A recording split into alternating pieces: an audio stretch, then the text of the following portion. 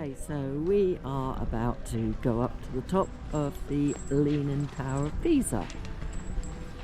Come along with us, if you're fit enough, and see what we can see when we get to the top. If we make it up there, Mark's going to be doing the navigating. Navigating. The Leaning Tower of Pisa was already leaning by the time it was completed in 1372. After 200 years of construction, it stands 56 metres tall and made of white striped marble. There is a total of 296 steps. So we're just going into the tower now. I feel like I've been to the pub for a couple of hours. Honestly, you wouldn't want to come in here and start climbing these stairs after you have been to the pub. It'd be bad enough anyway, let alone this. You feel like you're climbing upstairs but going downhill. Yeah.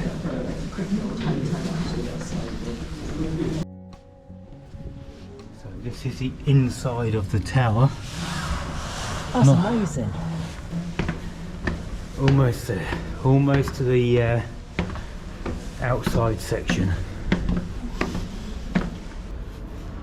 That's amazing, isn't it? Yeah, shame you can't see clearer down. I wasn't expecting it to be hollow, were you?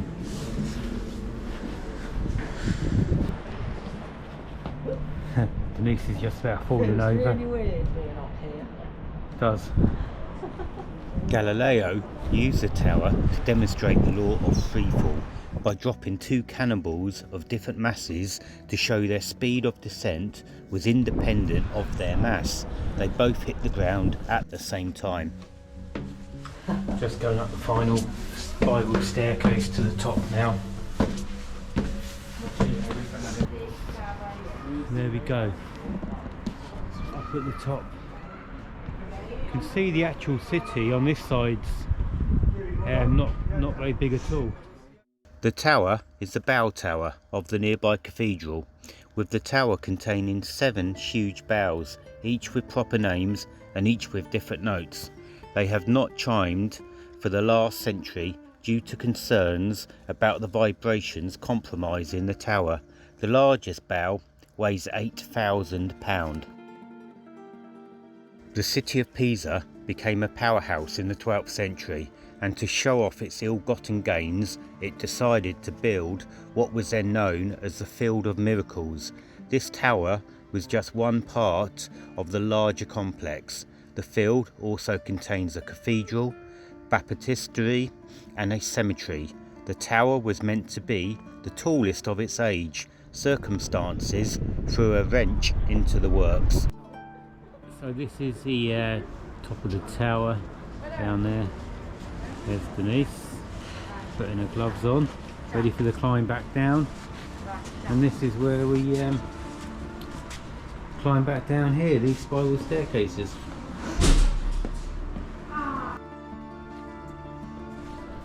So this is the inside of the tower from below.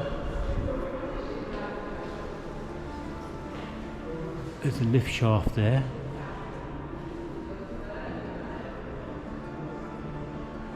For some bizarre reason, I wasn't expecting the tower to be hollow. I thought there might have been rooms or something in it, but not at all. Nothing at all. Just here we obviously have one of the anchor points that was used to support the Leaning Tower of Pisa when they were doing the underpinning on it. And it obviously helped pull it to the correct angle also, to 5.5 down to 5 degrees. There's Denise, she's just had a pee, so she's smiling now. Pisa Cathedral is a medieval Roman Catholic cathedral and the oldest structure in the Field of Miracles, having work started in 1063 and consecrated in 1118.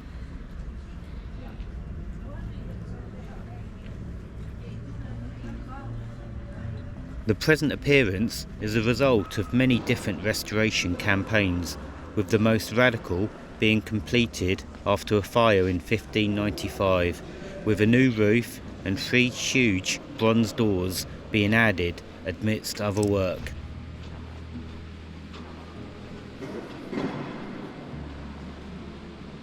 The cathedral was built outside the medieval walls to show that Pisa was not scared of being attacked.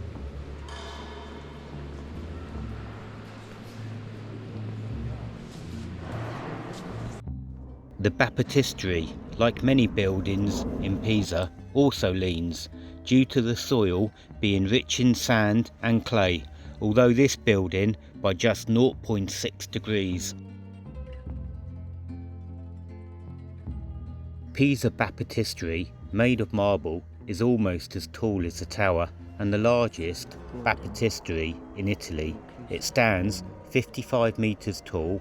Work started before the tower in 1153.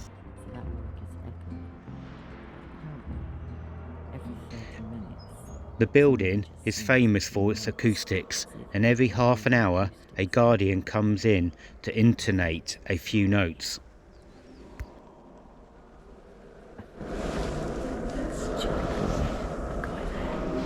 So we've been waiting patiently. We don't know how much longer we're going to wait. We might start singing a few notes ourselves. Who knows? The font is large because in the Middle Ages, baptisms were done by immersion of the whole body. In fact, the word baptism comes from the Greek meaning immersion.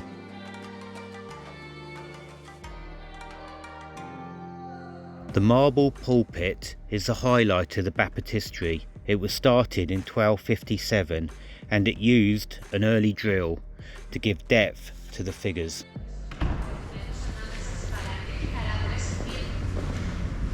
Okay, so this is really, as you can see, long a building. Mark's just about to tell us precisely what it is. The Campo Santo, or the Pisa Cemetery, is large and rectangular.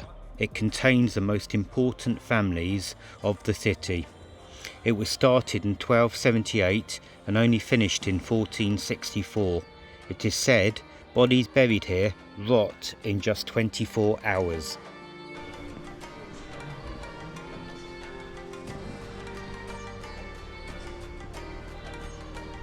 The cemetery contains 3 chapels built at different times, over 250 years.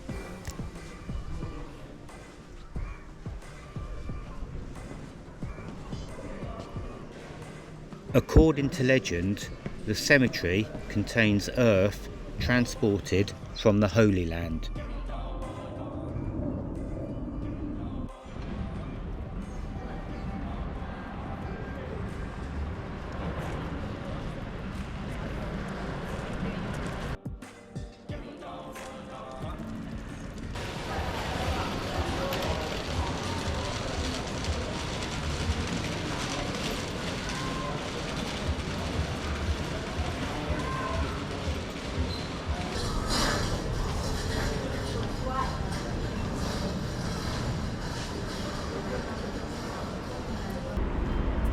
The Arno River was vital to the Tuscans in Pisa. It was the primary source of fresh water. The river flows 150 miles and is the largest river in the region. It also flows through the centre of Florence.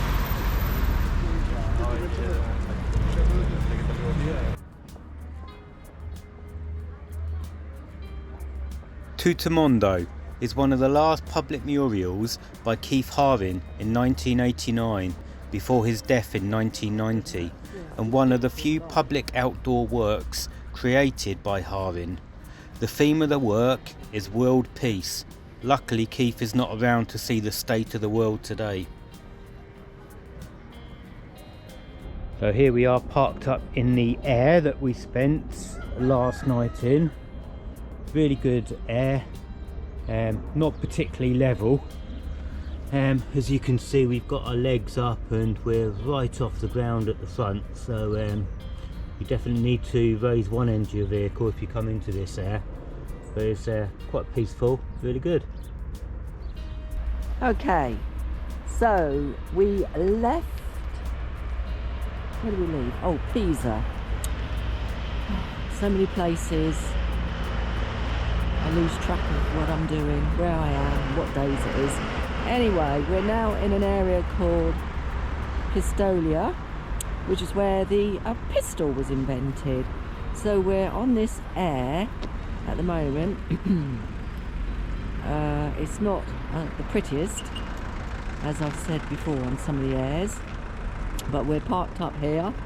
So we're just going to go and have a look round Pistoia for a couple of hours, and then we are heading on to Florence.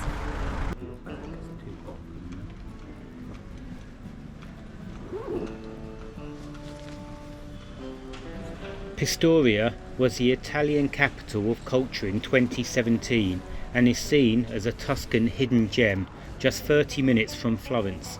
Although not a typical tourist destination, it is still worth a visit if passing. The city claims to have invented the small gun and given its name to the English word pistol.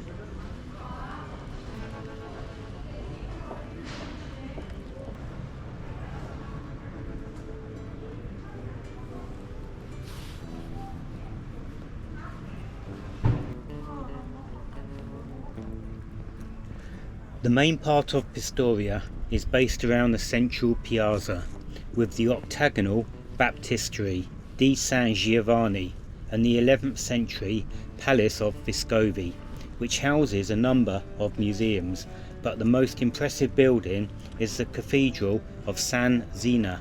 The first mention of the cathedral was way back in 923, with much reconstruction work being ongoing since then.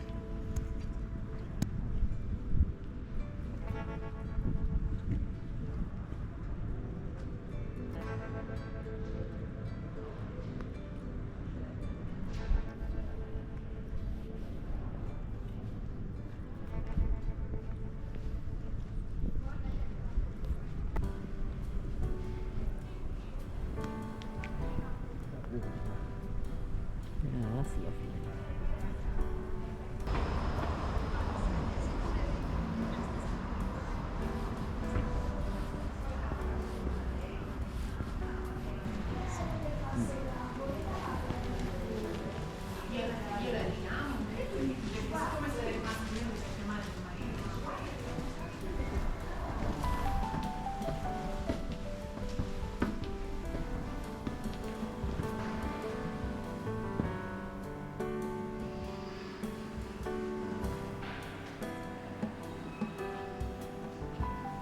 If you'd like to come along with us on our journey around Italy and Sicily, then click on that like button, subscribe to our channel, it's free to do so, and join us on our journey.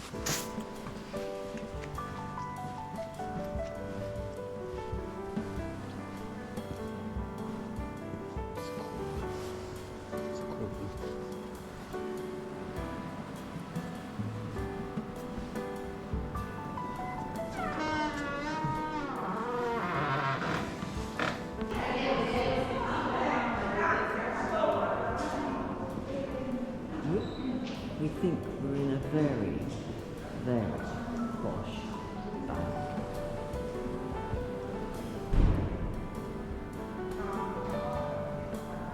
Lovely mosaic flooring. And that wonderful ceiling, like tile. And these beautiful doors. I think that's fabulous.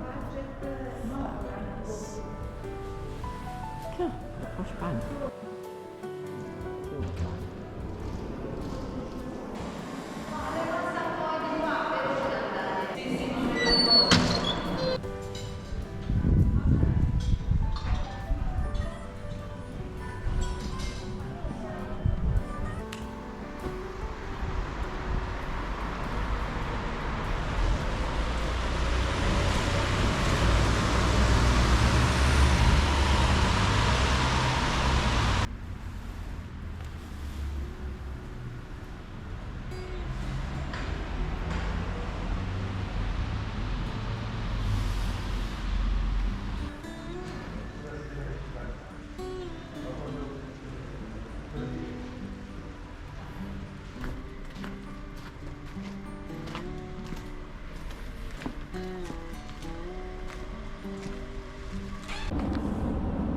Morning.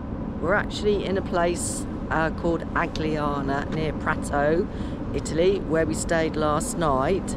It is a nominated sosta, so it looks a bit like a car park in an industrial estate, but we had a really quiet night here last night. We were a little bit concerned to start with when we pulled up lots of cars and lorries, but eventually they all sort of went home after finishing their work and the lorries went off. So Mark's in there, don't know if you can see him. He's sorting out the head unit because we've just bought a SIM card. That was quite a bit difficult to try and sort out, but anyway, we've sorted it out, and loads of data on it. That's his department, not mine. So I'll just show you around, see what you think. And we're going on to Florence today. Moving on to Florence. Weather's rubbish, as you can see again. So show you around here, see what you think.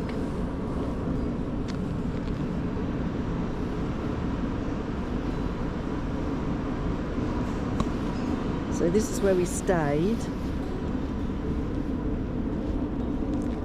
It's not, again, the prettiest of areas. Bit of rubbish there. Don't know why they just don't put it in bins, for goodness sake. That's obviously else there. So this is factory here. Noisy heating system, but I love that because it's like a white noise to me. Love it. Sends me off to sleep. So they do have water here, and I think it's grey dump. Don't think there's any black dump, but anyway, there's water. We're not going to use that because we're filled up anyway, and to be honest with you, that doesn't look too pleasant. So yeah, so off we go. Come with us to Florence.